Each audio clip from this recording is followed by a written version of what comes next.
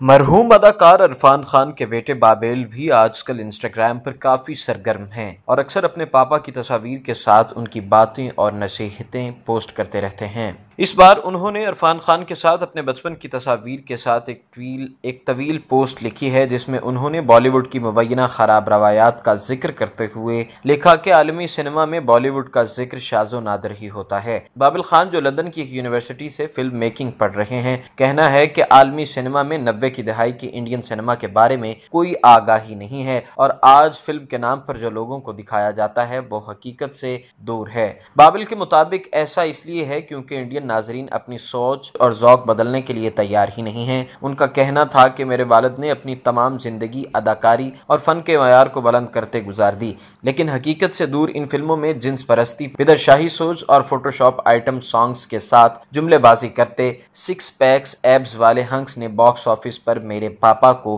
شکست دی ہے۔ تاہم بابل کو لگتا ہے کہ بالی ووڈ کی نئی نسل ایک تازہ ہوا کے جھونکے کی مانند ہے جو ان روایات میں تبدیلی ضرور لائے گی۔